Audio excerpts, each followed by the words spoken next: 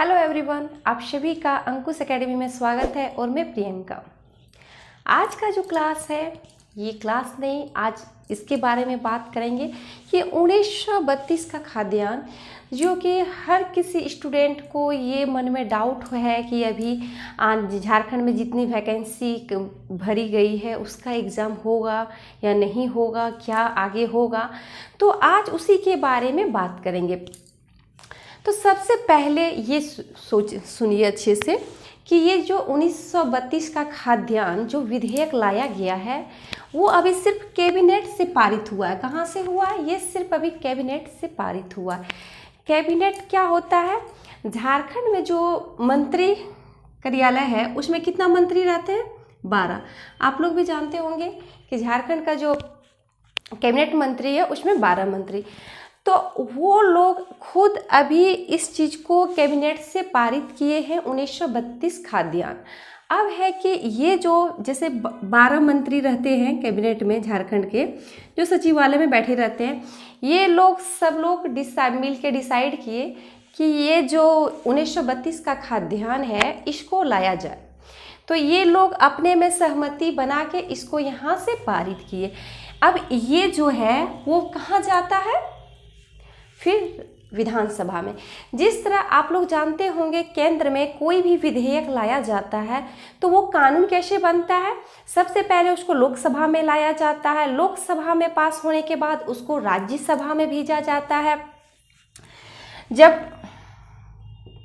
जब लोकसभा से पारित हो गया उसके बाद फिर जाएगा राज्यसभा।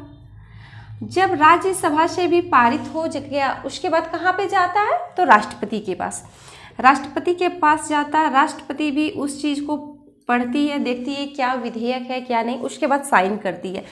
अगर राष्ट्रपति साइन कर देने के बाद जो लोकसभा और राज्यसभा से पारित हो के राष्ट्रपति के पास पहुँचता है, राष्ट्रपति उस पर साइन करती है, तब वो जो विधेयक है वो कानून बनता है। क्या बनता है? एक्ट बनता है।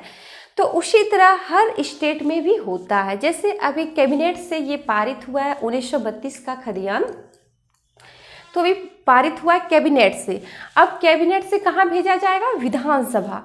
विधानसभा भी रोज खुला नहीं रहता। आप लोग भी जानते हैं जो विधानसभा है वो कब कब, तो एक मॉनसून सत्र चलता है, दूसरा शीतकालीन सत्र चलता है और तीसरा बजट सत्र, 3 बार चलता है। तो ये जो अब कैबिनेट से तो पारित हो गया, अब ये कहाँ पे जाएगी? विधानसभा में। कहाँ पे? विधानसभा में जाएगी। अब विधानसभा में अब कब जाएगी? तो अब तो मॉनसून सत्र तो पार ही हो गया। अब शीतकालीन सत्र जब आएगा तब फिर वहाँ पे ये जो विधेयक है उस पे चर्चा होगी। फिर वहाँ पे देखिए ये जो विधानसभा में जो झारखंड का है वो कितना है सीट? 81। अब 81 में अगर आधा से ज़्यादा अगर वोट गया तब वो फिर पारित होता है। तब वो क्या होता है? पारित होता है। अगर हो सकता है कि यहाँ पे अगर विरोध करने लगे, वो यहाँ पे मतलब क्या होता है, आधा से ज़्यादा बने ही नहीं तो फिर यहाँ पे होना मुश्किल हो जाएगा, तब ये पूरी तरह से फिर लागू नहीं हो पाएगा। अगर यहाँ पे सहमति बन गई, यहाँ पे इसका 42 या फिर आ गया 42 आधा से ज़्यादा, तो फिर यहाँ से ये पारित हो जाएगा विधानसभा के बाद जब पारित हो जाता है तब फिर कहाँ पे जाता है? राज्यपाल फिर उस पर साइन करेगी, तब ये बनता है। और ये जो 1932 का खाद्यान्न है फिर ये केंद्र सरकार के पास जाएगी।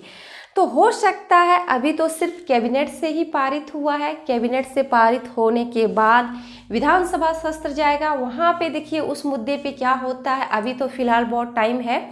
जब शीतकालीन सत्र चलेगा तो पता चलेगा वहाँ पे यहाँ से पारित होता है या फिर नहीं होता है। अगर पारित हो जाता है फिर राज्यपाल इस पे साइन करेगी, तब फिर वो बनेगा। अगर हो सकता है वहाँ पे अगर विधानसभा में मत नहीं जुटे, एक मत नहीं मिले या फिर आधा से ज़्यादा इसको मत नहीं मिले तो फिर वो नहीं होगा। तो अभी सिर्फ कैबिनेट से पारित किया गया है। तो बहुत सारे स्टूडेंट को लगता है कि ये 1932 का खाद्यान्न क्या है, हम लोग के पास है या नहीं है, क्या होगा क्या नहीं होगा। तो बहुत तरह के मन में एक तरह से संकोच है। तो देखिए 1932 खाद्यान्न जो निकाल होगा तो उसमें आपके पूर्वज के अनुसार जो ये कागज़ पत्तर रहेगा, मतलब खाद्यान्न का जो रहेगा, तो वो 1932 या फिर 1932 के बाद से जितने हैं वो लोग झारखंड के लोग कहलाएंगे, क्या झारखंड के स्थानीय निवासी कहलाएंगे। और जिनके पास 1932 का खाद्यान्न नहीं है तो वो क्या करेंगे, उनको फिर अगर वो 1932 का खाद्यान्न नहीं है और वो झारखंड में रह रहे हैं 1932 से ही, तो फिर वो क्या करेंगे, उनको फिर ग्राम सभा के अनुमोदन पर खाद्यान्न जिनके पास 1932 का खाद्यान्न है उनको झारखंड का स्थानीय निवासी माना जाएगा। 1932 या फिर 1932 के बाद से जितने भी हैं उनको झारखंड का निवासी माना जाएगा, यहाँ का स्थानीय निवासी उनको माना जाएगा। और जिनके पास 1932 का खाद्यान्न नहीं है, हालांकि उनके पूर्वजों के पास भी अगर नहीं है तो वो लोग को फिर 1932 का खाद्यान्न नहीं है तो उन लोगों को क्या होगा, उन लोगों को ग्राम सेवा के अनुमोदन के आधार पर निवासी माना जाएगा। ये तय करेगी फिर ग्राम सभा कि कौन ग्राम सेवा के अनुमोदन के आधार पर तय करेगी।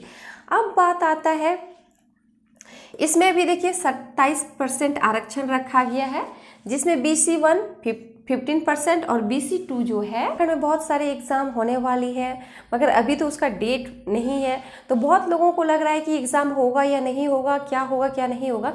तो देखिए इससे ये जो है 1932 का खाद्यान्न, इससे रिलेटेड जो भी एग्ज़ाम है,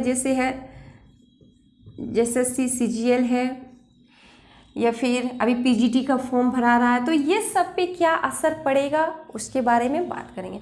तो अभी जो सरकार है वो खुद तय नहीं की है या फिर कोई उसमें बात नहीं कही है कि इसका एग्ज़ाम नहीं लिया जाएगा या फिर इसको लागू पूरी तरह से कर लिया जाएगा उसके बाद एग्ज़ाम लिया जाएगा, ऐसा कुछ भी नहीं है। ये यहाँ पे जितने भी एग्ज़ाम झारखंड में निकल रहे हैं उस पे जो मुद्दा चल रहा है वो चल रहा है 10 और +12 जो होना चाहिए वो झारखंड से होना चाहिए। अभी झारखंड की जितनी भी वैकेंसी का फॉर्म डाला गया है उसका एग्ज़ाम हो या नहीं होगा तो वो अभी सरकार की तरफ से कुछ इन्फॉर्मेशन नहीं आया है कि ये पूरी तरह से 1932 खाद्यान्न लागू होगा तभी एग्ज़ाम लेंगे, वैसा अभी कुछ नहीं आया है। अब एग्ज़ाम कब सरकार लेगी, कब आयोग को बोलेगी कि एग्ज़ाम ले लें, उसका अभी फ़िलहाल कोई डेट नहीं आया है।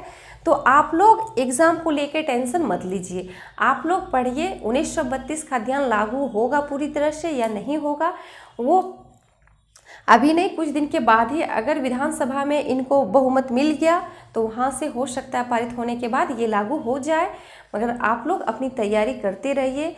ये सब चक्कर में मत पड़िए कि 1932 का खाद्यान्न क्या होगा क्या नहीं होगा, वो सब नहीं। आप झारखंड के निवासी हैं, आपकी पूर्वजों के पास तो खाद्यान्न का तो होगा ही, तो उन लोग को पता ही होगा कि हम लोग झारखंड के निवासी हैं। तो इस बात को लेके आप लोग को टेंशन नहीं लेना है, बस आप लोग पढ़ते रहिए। और 11 JPSC का बहुत जल्द नोटिफिकेशन आएगा तो आप लोग उसकी तैयारी में लग जाइए। और इस चैनल में जो नए हैं वो चैनल को सब्सक्राइब कीजिएगा, लाइक कीजिएगा और शेयर कीजिएगा। Thank you.